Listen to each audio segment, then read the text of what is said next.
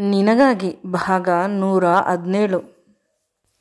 ಯಾರೋ ದಮಯಂತಿಯ ಆರೋಗ್ಯ ಸರಿಯಿಲ್ಲ ಅಂತ ಫೋನಿನಲ್ಲಿ ಹೇಳಿದ ತಕ್ಷಣ ವಿಕ್ರಮ್ನ ದೇಹ 100 ಚೂರಾದಷ್ಟು ಅವನಿಗೆ ನೋವಾಗುತ್ತದೆ. ಈಗ ತಾನೇ ಬಂದಿದ್ದೆ, ಅವಳು ತುಂಬ ಚೆನ್ನಾಗಿ ಇದ್ದಳು. ನಾನು ಬಂದ ತಕ್ಷಣ ಅವಳಿಗೆ ಏನೋ ಆಯಿತು. ನಾನು ಬಂದು ಸುಮಾರು 2 ಗಂಟೆ ಆಗಿರಬಹುದು ಅಷ್ಟೇ. ಅಷ್ಟರಲ್ಲಿ ನನ್ನ ಪ್ರೀತಿಯ ದಮಯಂತಿಗೆ ಏನಾಯಿತು ಅಂತ ಅವನು ದುಃಖ ಪಡುತ್ತಿದ್ದಾನೆ. ಒಂದು ರೀತಿ ದುಃಖಕ್ಕಿಂತ ಹೆಚ್ಚಾಗಿ ವಿಕ್ರಮ್ಗೆ ಒಂದು ರೀತಿ ಶಾಕ್ ಆಯಿತು. ವಿಕ್ರಮ್ ಯಾವುದೇ ಉತ್ತರ ಕೊಡದೆ ಓಡಿ ಹೋದ ಕಾರಿನ ಬಳಿ. ಹಾಗಾಗಿ ಗಿರಿ ಕೂಡ ಅವನ ಹಿಂದೆ ಹೋದ.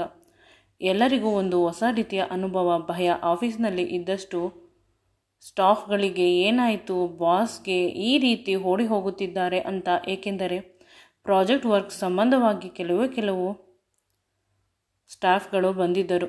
ಆ ಪ್ರಾಜೆಕ್ಟ್ಗೆ ಸಂಬಂಧವಿರುವ ವರ್ಕರ್ಸ್ಗಳು. ಎಲ್ಲರಿಗೂ ಒಂದು ರೀತಿ ಗಾಬರಿ. ವಿಕ್ರಮನ್ನು ಇಷ್ಟು ಪ್ಯಾನಿಕ್ ಆಗಿ ಅವರು ಎಂದೂ ನೋಡಿರಲಿಲ್ಲ. ದಮಯಂತಿ ICUಯಲ್ಲಿ ಇದ್ದಾಗ ಅವಳನ್ನು ಬದುಕಿಸಲು ಇದೇ ರೀತಿ ಪ್ಯಾನಿಕ್ ಆಗಿದ್ದ. ಆದರೆ ಆಗ ಅದು ಫೋನ್ನಲ್ಲಿ ತುಂಬ ಜನ ನೋಡಿದ್ದು. ಈಗ ರಿಯಲ್ ಆಗಿ ನೋಡಿ ಅವರಿಗೆ ಇನ್ನೂ ಆಶ್ಚರ್ಯವಾಯಿತು. ಆದರೆ ದಮಯಂತಿ ವಿಷಯ ಅಂತ ಯಾರಿಗೂ ಇನ್ನೂ ಸರಿಯಾಗಿ ತಿಳಿದಿಲ್ಲ. ಗಿರಿಗೆ ವಿಷಯ ಸರಿಯಾಗಿ ತಿಳಿದಿಲ್ಲ. ಆದರೂ ಡ್ರೈವಿಂಗ್ ಸೀಟ್ನಲ್ಲಿ ಕುಳಿತಿದ್ದ. ಅವನನ್ನು ದೂರ ತಳ್ಳಿ ಇವನು ಡ್ರೈವಿಂಗ್ ಸೀಟ್ನಲ್ಲಿ ಕುಳಿತುಕೊಂಡ. ಅವನು ಪಕ್ಕದಲ್ಲೇ ಕುಳಿತುಕೊಂಡು ತುಂಬ ಅಳುತ್ತಿದ್ದಾನೆ. ಒಂದು ರೀತಿ ವಿಚಿತ್ರವಾಗಿ ಹಾಡುತ್ತಿದ್ದಾನೆ.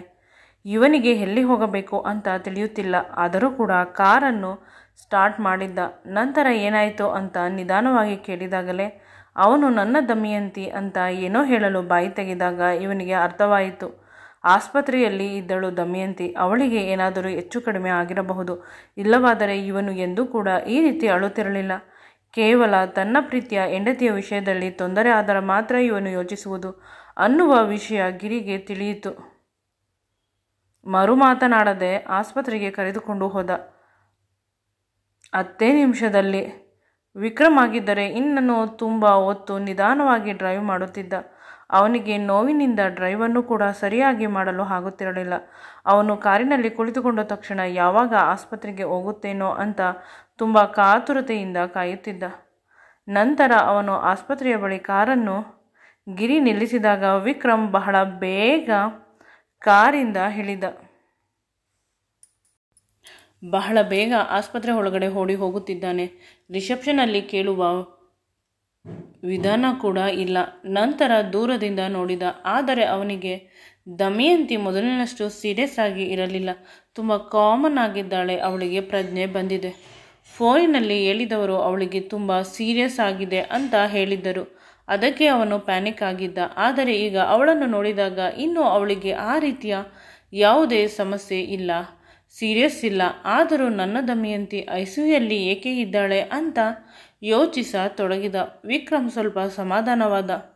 ಡಾಕ್ಟರ್ ಬಂದು ಯಾವುದೇ ಸೀರಿಯಸ್ ಮ್ಯಾಟರ್ ಇಲ್ಲ, ನಿಮ್ಮ ಹೆಂಡತಿ ಬಹಳ ಬೇಗ ಗುಣಮುಖರಾಗುತ್ತಾರೆ. ಸ್ವಲ್ಪ ಹೊತ್ತು ಪ್ರಜ್ಞೆ ಇರಲಿಲ್ಲ. ಆಗ ವಿಕ್ರಮ್ ತುಂಬ ಆತುರದಿಂದ, ಸರ್, ಅವಳು ಆರಾಮವಾಗಿ ಇದ್ದಳು. ನಾನು ಹೋದ ತಕ್ಷಣ ಆ ರೀತಿ ಏನು ಆಯಿತು ಅಂತ ಕೇಳಿದ. ಅದಕ್ಕೆ ಡಾಕ್ಟರ್, ನಮಗೂ ಗೊತ್ತಿಲ್ಲ, ನಿಮ್ಮ ಅಜ್ಜಿಯನ್ನು ಕೇಳಿ, ಅವರು ಮಾತ್ರ ಇದ್ದಿದ್ದು ಅವರಿಗೆ ಪ್ರಜ್ಞೆ ಹೋದಾಗ. ಆಗ ವಿಕ್ರಮ್ ಅಲ್ಲೇ ಇದ್ದ ಅಜ್ಜಿ ಕಡೆ ತಿರುಗಿ ನೋಡಿದ. ಅಜ್ಜಿ ಏನೂ ಮಾತನಾಡದೆ ತಲೆಯನ್ನು ಬಗ್ಗಿಸಿದಳು. ಆಗ ವಿಕ್ರಮ್ಗೆ ಅರ್ಥವಾಯಿತು ಅಜ್ಜಿಯ ಕೈವಾಡ ತುಂಬ ಇದೆ ಅಂತ. ಆಗ ಡಾಕ್ಟರ್, ನಥಿಂಗ್ ಟು ವರಿ, ನಿಮ್ಮ ಅಜ್ಜಿಯ ಮೇಲೆ ಕೋಪ ಮಾಡಿಕೊಳ್ಳಬೇಡಿ. ದಮಯಂತಿಗೆ ಅಭ್ಯಾಸವಾಗಿ ಬಿಟ್ಟಿದೆ ನಿಮ್ಮ ಜೊತೆ ಇದ್ದು. ಆದಷ್ಟು ನಿಮ್ಮ ಜೊತೆಯಲ್ಲೇ ಇಟ್ಟುಕೊಳ್ಳಿ. ಏಕೆಂದರೆ ದೇಹಕ್ಕೆ ಉಸಿರಾಟದ ಅವಶ್ಯಕತೆ ಹೇಗೆ ಇದೆಯೋ ಅದೇ ರೀತಿ ನಿಮ್ಮ ಅವಶ್ಯಕತೆ ಇದೆ. ನೀವು ಅವರ ದೇಹಕ್ಕೆ ಉಸಿರಾಟ, ನೀವು ಇಲ್ಲವಾದರೆ ಅವರಿಗೆ ಉಸಿರಾಡಲು ಸಾಧ್ಯವಿಲ್ಲ ಅಂತ ಡಾಕ್ಟರ್ ವಿಕ್ರಮ್ಗೆ ಹೇಳಿದಾಗ ವಿಕ್ರಮ್ಗೆ ಒಂದು ರೀತಿ ಅರ್ಥವಾಗಲಿಲ್ಲ. ಅಂದರೆ ನಿಮ್ಮನ್ನು ಬಿಟ್ಟು ಬೇರೆ ಯಾರೂ ಇಲ್ಲ. ಅವರ ಆರೋಗ್ಯ ಸಂಪೂರ್ಣವಾಗಿ ಹುಷಾರಾಗಿ ಅವರು ನಾರ್ಮಲ್ ಆಗುವವರೆಗೂ ನೀವು ಅವರ ಜೊತೆಗಿದ್ದು ಅವರಿಗೆ ಸಾಂತ್ವನ ನೀಡಿ.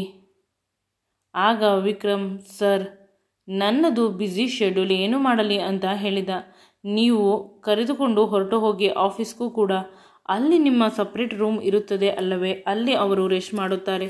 ಬೇಕಾದರೆ ಒಂದು ಸ್ಟಾಫನ್ನು ಕರೆದುಕೊಂಡು ಹೋಗಿ ಅವರ ಸಹಾಯಕ್ಕೆ ಅಂತ ಹೇಳಿದಾಗ ವಿಕ್ರಮ್ಗೆ ನಿಜವಾಗಲೂ ಕೂಡ ಈ ಕೆಲಸ ಮಾಡಬಹುದು ಅಂತ ಅನಿಸಿತು.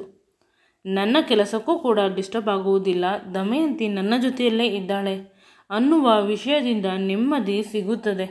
ಅದರ ಜೊತೆಗೆ ಡಾಕ್ಟರ್ ಏನಿಲ್ಲ, ಆರಾಮವಾಗಿ ಇರಿ ಅಂತ ಹೇಳಿ ಹೋದಾಗ ವಿಕ್ರಮ್ಗೆ ಸಮಾಧಾನವಾಗಿ ಅಲ್ಲೇ ಕುಳಿತ. ಅವಳನ್ನೇ ನೋಡುತ್ತಾ ಅಜ್ಜಿ ಭಯದಿಂದ ಕುಳಿತಿದ್ದಾರೆ. ಅವರಿಗೆ ಅವನ ಬಳಿ ಬರಲು ಕೂಡ ಧೈರ್ಯವಿಲ್ಲ. ಎಲ್ಲಿ ವಿಕ್ರಮ್ನ ಪ್ರಶ್ನೆಗಳಿಂದ ನನ್ನ ನಿಜವಾದ ಪ್ಲ್ಯಾನ್ ಹೊರಬರುತ್ತದೆ ಅನ್ನುವ ಭಯ. ಈಗಲೂ ಕೂಡ ಸಾಸಿವೆ ಕಾಳಷ್ಟು ದಮಯಂತಿಯ ಮೇಲೆ ಅವರಿಗೆ ಪ್ರೀತಿಯಾಗಲಿ ಕನಿಕರವಾಗಲಿ ಇಲ್ಲ. ತಂದೆ ತಾಯಿ ಇಲ್ಲದ ಮಗು, ನಾವೇ ಅವಳಿಗೆ ತಂದೆ ತಾಯಿ ಆಗಬೇಕು ಅನ್ನುವ ಕಾತುರತೆಯಾಗಲಿ ಪ್ರೀತಿಯಾಗಲಿ ಕಾಳಜಿಯಾಗಲಿ ಅಜ್ಜಿಗೆ ಇಲ್ಲ. ಅಜ್ಜಿ ತುಂಬ ಕೋಪದಿಂದ ಇರುತ್ತಾಳೆ. ಅವಳಿಗಿಂತ ಹೆಚ್ಚು ವಿಕ್ರಮ್ಗೆ ಕೋಪ ಜಾಸ್ತಿ. ವಿಷಯವನ್ನು ತಿಳಿದು ಏನೂ ಮಾತನಾಡದೆ ತಾನು ಕುಳಿತಿದ್ದ ಜಾಗದಲ್ಲಿ ಸ್ವಲ್ಪ ಕೂಡ ಅಲುಗಾಡದೆ ಕುಳಿತುಕೊಂಡರು ಅಜ್ಜಿ. ಇತ್ತ ಅಜ್ಜಿಯ ವಿಷಯವನ್ನು ಸಂಪೂರ್ಣವಾಗಿ ಮರೆತುಬಿಟ್ಟು ದಮಯಂತಿಯನ್ನು ನೋಡುತ್ತಿದ್ದಾನೆ. ಅವಳು ಗ್ಲಾಸಿನ ಒಳಗಡೆಯಿಂದ ತುಂಬ ನೀಟಾಗಿ ಕಾಣುತ್ತಿದ್ದಾಳೆ. ಡಾಕ್ಟರ್ ಸ್ವಲ್ಪ ಹೊತ್ತು ಬೇಕು ಅವರಿಗೆ ಸುಧಾರಿಸಿಕೊಳ್ಳಲು ಅಂತ ಹೇಳಿದಾಗ ವಿಕ್ರಮ್ ಯಾವುದೇ ತೊಂದರೆ ಮಾಡದೆ ನೋಡುತ್ತಾ ಕುಳಿತುಕೊಂಡ. ಆಸೆಯ ಕಣ್ಣಿನಿಂದ ಅವನ ಹಿಂದೆ ಓಡಿ ಬಂದಿದ್ದ ಗಿರಿ ಅವನನ್ನು ಹುಡುಕುತ್ತಾ ICUಗೆ ಬಂದ. ಅವನು ಅವಳನ್ನು ನೋಡುತ್ತಾ ಕುಳಿತಿರುವುದನ್ನು ನೋಡಿ ಇವನಿಗೂ ಒಂದು ರೀತಿ ಮುಖದಲ್ಲಿ ನಗು ಬಂತು. ಎಷ್ಟು ಪ್ರೀತಿ ಅವಳೆಂದರೆ, ಅವಳು ಇವನಿಗೆ ಏನು ಮೋಡಿ ಮಾಡಿದ್ದಾಳೆ ಅಂತ ಯೋಚಿಸತೊಡಗಿದ. ಅವನ ಯೋಚನೆಯಿಂದ ಫ್ಲ್ಯಾಶ್ ಆಯಿತು. ವಿಕ್ರಮ್ ಎಂದೂ ಕೂಡ ಇಷ್ಟೊಂದು ಎಮೋಷ್ನಲ್ ಆಗಿರಲಿಲ್ಲ. ಅವಳನ್ನು ಅಷ್ಟೊಂದು ಪ್ರೀತಿ ಮಾಡುತ್ತಾನೆ. ನಾನೇ ಬಲವಂತದಿಂದ ಆಫೀಸ್ಗೆ ಕರೆಸಿದೆ ಅಂತ ತನಗೆ ತಾನೇ ಬೇಸರ ಮಾಡಿಕೊಂಡ. ನಂತರ ತುಂಬ ಮೃದುವಾಗಿ ಅವನ ಬೆನ್ನು ತಟ್ಟಿದ. ಆಗ ವಿಕ್ರಮ್ ಯಾರು ಬಂದಿದ್ದಾರೆ ಅಂತ ನೋಡಿದಾಗ ಗಿರಿಯಣ್ಣ ಅಂತ ಅಂದುಕೊಂಡು ಗಟ್ಟಿಯಾಗಿ ಅವನನ್ನು ತಬ್ಬಿಕೊಂಡ. ಆಗ ಅವನಿಗೆ ಒಂದು ಹೋದ ಪ್ರಾಣ ಬಂದಂತಾಯಿತು. ತನ್ನವರು ಅನ್ನುವವರು ಯಾರೋ ಒಬ್ಬರು ಜೊತೆಯಲ್ಲಿದ್ದರೆ ತನ್ನ ಕಷ್ಟ ಸುಖದಲ್ಲಿ ಅಂತ ವಿಕ್ರಮ್ಗೆ ಅನಿಸಿತು. ತುಂಬ ಕಷ್ಟದ ಸಮಯದಲ್ಲಿ ಯಾರಾದರೂ ಒಬ್ಬರು ಬಂದರೆ ಅವರನ್ನು ನಾವು ಅಪ್ಪಿಕೊಳ್ಳುತ್ತೇವೆ ಅಲ್ಲವೇ? ಅದೇ ರೀತಿ ಇತ್ತು. ತುಂಬ ಗಟ್ಟಿಯಾಗಿ ಹಿಡಿದುಕೊಂಡಿದ್ದಾನೆ. ಅವನ ದೇಹ ತುಂಬ ಬಿಸಿಯಿಂದ ಇದೆ ಅಂತ ಗಿರಿಗೆ ಅನಿಸಿ ಇನ್ನೂ ಕೂಡ ಅವನು ಬೆನ್ನನ್ನು ನಿಧಾನವಾಗಿ ಸವರುತ್ತಿದ್ದಾನೆ. ಆರಾಮವಾಗಿ ಇರು, ನಮ್ಮ ದಮಯಂತಿ ಬಹಳ ಬೇಗ ಹುಷಾರಾಗಿ ಬರುತ್ತಾಳೆ. ಈ ಸಲ ಹುಷಾರಾದರೆ ನಾನು ನನ್ನ ಮನೆಗೆ ಕರೆದುಕೊಂಡು ಹೋಗುತ್ತೇನೆ. ನೀನು ಕೂಡ ನಮ್ಮ ಮನೆಗೆ ಬಂದು ಬಿಡು. ಒಂದಷ್ಟು ಕೆಲಸದವರನ್ನು ಇಟ್ಟುಕೊಂಡು ಕೆಲಸ ಮಾಡಿಸಿದರೆ ಅವಳಿಗೆ ರೆಸ್ಟ್ ಸಿಗುತ್ತದೆ. ಸರಿಯಾಗಿ ಅಪ್ಪನ ಮನೆ ಎನ್ನೋದು ಇಲ್ಲ. ನಾನು ಅವಳ ಪಾಲಿನ ಅಪ್ಪ ಆಗುತ್ತೇನೆ ಅಂತ ಗಿರಿ ಹೇಳಿದಾಗ ವಿಕ್ರಮ್ ಎಮೋಷ್ನಲ್ ಆದ. ಅವಳಿಗೆ ತಾಯಿ ಮನೆ ಇಲ್ಲ, ನಾನು ತಾಯಿ ಆಗುತ್ತೇನೆ ಅಂತ ಗಿರಿ ಹೇಳಿದ. ವಿಕ್ರಮ್ ಬಂದು ಅವನ ಕಾಲಿಗೆ ಬಿದ್ದು ಬಿಟ್ಟ. ಈಗ ಗಿರಿಗೆ ಅನಿಸಿತು, ಇವನನ್ನು ಸಮಾಧಾನ ಮಾಡಬೇಕು, ತನ್ನ ಕಡೆಗೆ ಯಾರಾದರೂ ಸೆಳೆದುಕೊಳ್ಳಬೇಕು ಅಂದರೆ ಇರುವುದು ಒಂದೇ ಮಂತ್ರ, ದಮಯಂತಿ. ಅವಳ ವಿಷಯದಲ್ಲಿ ಹೆಚ್ಚು ಕಡಿಮೆ ಆದರೆ ಇವನು ತುಂಬ ಅಗ್ರೆಷನ್ಗೆ ಹೋಗುತ್ತಾನೆ. ಅಕಸ್ಮಾತ್ ಅವಳನ್ನು ಚೆನ್ನಾಗಿ ನೋಡಿಕೊಂಡರೆ ಇವನು ಸರಿ ಹೋಗುತ್ತಾನೆ ಅಂತ ಅನಿಸಿದಾಗ ಅವನನ್ನು ತಬ್ಬಿಕೊಂಡು, ನೀನು ಯಾವ ಜನ್ಮದಲ್ಲಿ ನನ್ನ ಪಾಲಿನ ದೇವರಾಗಿದ್ದೆ, ಈ ಜನ್ಮದಲ್ಲಿ ನನ್ನ ಸ್ವಂತ ಅಣ್ಣ ಆಗಿಲ್ಲವಾದರೂ ಕೂಡ ನನ್ನ ಜೊತೆ ಇದ್ದು ಅಣ್ಣನ ಸ್ಥಾನವನ್ನು ತುಂಬಿ ಅವನ ಎಲ್ಲ ಕೆಲಸವನ್ನು ಮಾಡುತ್ತಿದ್ದೀಯ. ನನಗೆ ಸಂಪೂರ್ಣ ಪರಿವಾರ ಇದ್ದರೂ ಕೂಡ ಅವರೆಲ್ಲ ನನ್ನ ಖುಷಿಯ ಸಂದರ್ಭದಲ್ಲಿ ಇರುತ್ತಾರೆ. ನನ್ನ ದುಡ್ಡನ್ನು ಖರ್ಚು ಮಾಡಲು ಅಷ್ಟೇ ಹೊರತು ನನ್ನ ಮತ್ತು ನನ್ನ ಹೆಂಡತಿಯ ವಿಷಯ ಬಂದರೆ ಯಾರೂ ಕೂಡ ಅಷ್ಟೊಂದು ನಮ್ಮ ಬಳಿ ಸುಳಿಯುವುದಿಲ್ಲ. ಅವರಿಗೆ ದುಡಿಯುವ ವಿಕ್ರಮ್ ಬೇಕು ಅಷ್ಟೇ. ಸಂಸಾರ, ಹೆಂಡತಿ, ಮಕ್ಕಳು ಇರುವ ವಿಕ್ರಮ್ ಅವರಿಗೆ ಬೇಕಾಗಿಲ್ಲ ಅಂತ ಹೇಳಿದಾಗ ಗಿರಿಗೂ ಕೂಡ ಅದು ನಿಜ ಅಂತ ಅನಿಸಿತು. ತುಂಬ ವರ್ಷಗಳಿಂದ ಗಿರಿ ಹೇಳುತ್ತಿರುವುದು ಕೂಡ ಅದೇ. ನಿನ್ನ ಮನೆಯವರು ಕೇವಲ ದುಡ್ಡಿಗಾಗಿ ನಿನ್ನನ್ನು ಪ್ರೀತಿ ಮಾಡುತ್ತಾರೆ. ಎಲ್ಲವನ್ನು ಅವರ ಹೆಸರಿಗೆ ಬರೆಯಬೇಡ, ನಿನ್ನ ಹೆಸರಿಗೂ ಕೂಡ ಇಟ್ಟುಕೋ ಅಂತ ಪ್ರತಿ ಬಾರಿ ಹೇಳಿದಾಗ ಕೂಡ ಗಿರಿಗೆ ಮತ್ತು ವಿಕ್ರಮ್ಗೆ ಜಗಳವಾಗುತ್ತಿತ್ತು. ವಿಕ್ರಮ್ ತುಂಬ ಮೃದುವಾಗಿದ್ದಾನೆ. ಅವನ ಜೊತೆಗಿರಬೇಕು ಅಂತ ಹೇಳಿ ಗಿರಿ ಆಫೀಸ್ನ ಸ್ಟಾಫ್ಸ್ಗೆ ಎಲ್ಲವನ್ನು ವಿವರಿಸಿದ. ವಿಕ್ರಮಿಂದ ಸ್ವಲ್ಪ ದೂರ ಬಂದು ದಮಯಂತಿಯ ಅನಾರೋಗ್ಯದ ವಿಷಯ, ವಿಕ್ರಮ್ ತುಂಬ ಅಪ್ಸೆಟ್ ಆಗಿರುವ ವಿಷಯ ಅದೆಲ್ಲವನ್ನು ಕೇಳಿ ಎಲ್ಲರೂ ಕೂಡ ಅವನಿಗೆ ಸಹಕಾರ ಮಾಡಲು ಮುಂದಾದರು.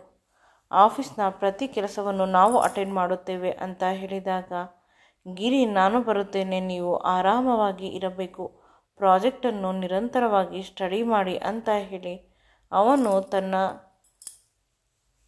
ಆಫೀಸ್ಗೆ ಬಂದ. ಆಫೀಸ್ನಲ್ಲಿ ತುಂಬ ಕೆಲಸವಿದೆ, ಪುನಃ ಸಂಜೆ ಬರುತ್ತೇನೆ. ನನ್ನ ತಂಗಿ, ಅವಳನ್ನು ತುಂಬ ಚೆನ್ನಾಗಿ ನೋಡಿಕೊ. ನಿನ್ನ ಪ್ರೀತಿ ಇಷ್ಟೊಂದು ಆಳವಾಗಿದೆ ಅಂತ ನನಗೆ ತಿಳಿದಿರಲಿಲ್ಲ. ಕೇವಲ ತೋರಿಕೆಯ ಪ್ರೀತಿ ಇರಬೇಕು ಅಂತ ಭಾವಿಸಿದ್ದೆ. ಇನ್ನೆಂದು ಯೋಚಿಸಬೇಡ, ಆರಾಮವಾಗಿ ಇರು ಅಂತ ಹೇಳಿ ಅವನು ಆಫೀಸ್ಗೆ ಹೊರಟು ಹೋದ. ಅವನು ವಿಕ್ರಮ್ನ ಕೆಲಸವನ್ನು, ತನ್ನ ಕೆಲಸವನ್ನು ಕೂಡ ತನ್ನ ತಲೆಯ ಮೇಲೆ ಈಗ ಹೊತ್ತುಕೊಂಡಿದ್ದಾನೆ. ಸಂಜೆ ಬರುತ್ತೇನೆ, ನನ್ನ ತಂಗಿಯನ್ನು ನೋಡುತ್ತೇನೆ ಅಂತ ಅವನು ಹೇಳಿದ್ದ. ಗಿರಿ ಮತ್ತು ವಿಕ್ರಮ್ನನ್ನು ನೋಡುತ್ತಿದ್ದಾರೆ ಒಂದೇ ನೋಟದಿಂದ ಅವನ ಮನೆಯವರೆಲ್ಲ. ಎಂದೂ ಕೂಡ ಇಷ್ಟೊಂದು ವಿಕ್ರಮ್ ಸಾಫ್ಟ್ ಆಗಿ ಇರುವುದನ್ನು ಅವರು ನೋಡಿಲ್ಲ. ಎಲ್ಲರಿಗೂ ಆಶ್ಚರ್ಯ ಜೊತೆಗೆ ಹೊಟ್ಟೆ ಉರಿ ಕೂಡ ಬರುತ್ತಿದೆ. ದಮಯಂತಿ ತನ್ನನ್ನೇ ನೋಡುತ್ತಾ ಕುಳಿತಿದ್ದ ವಿಕ್ರಮ್ನನ್ನು ನೋಡಿದಳು. ಅವಳ ಕಣ್ಣುಗಳಲ್ಲಿ ಅವಳಿಗೆ ತಿಳಿಯದೆ ಕಣ್ಣೀರು ಬಂತು. ಆಗ ಅಲ್ಲಿ ಇದ್ದ ಸಿಸ್ಟರ್, ತುಂಬ ಟೆನ್ಷನ್ ಮಾಡಿಕೊಳ್ಳಬೇಡಿ, ಪುನಃ ಶಾಕ್ಗೆ ಒಳಗಾಗಿ ಕೋಮಾಗೆ ಹೋದರೆ ನಿಮ್ಮ ಗಂಡನ ಪರಿಸ್ಥಿತಿ ಏನಾಗಬೇಕು?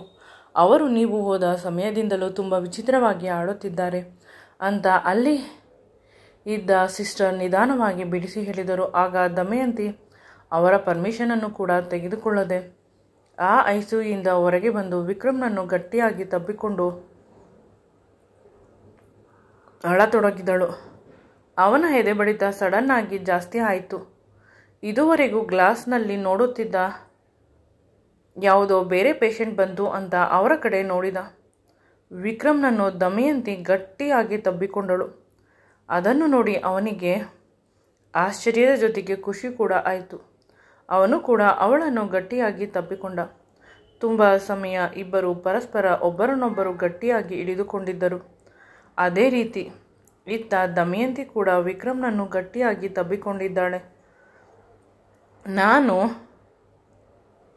ಐಸಿಯುಗೆ ಹೋಗುವುದಿಲ್ಲ, ನಿನ್ನ ಜೊತೆ ಬರುತ್ತೇನೆ ಅನ್ನುವ ರೀತಿ ಇತ್ತು ಅವಳ ಅಪ್ಪಿಗೆ. ಆದರೆ ವಿಕ್ರಮ್ಗೆ ಅವಳ ಆರೋಗ್ಯದ ಸಮಸ್ಯೆ ಇದ್ದಿದ್ದರಿಂದ ಅವಳನ್ನು ಚೆನ್ನಾಗಿ ನೋಡಿಕೊಳ್ಳಬೇಕು. ಈ ರೀತಿ ಸಮಸ್ಯೆಗಳು ಬೇಡ ಅಂತ ಯೋಚಿಸುತ್ತಿದ್ದ. ಮುಂದೆ ಈ ವಿಡಿಯೋ ನಿಮಗೆ ಇಷ್ಟವಾಗಿದ್ದಲ್ಲಿ ನನ್ನ ಚಾನಲನ್ನು ಲೈಕ್ ಮಾಡಿ, ಶೇರ್ ಮಾಡಿ ಮತ್ತು ಸಬ್ಸ್ಕ್ರೈಬ್ ಮಾಡಿ.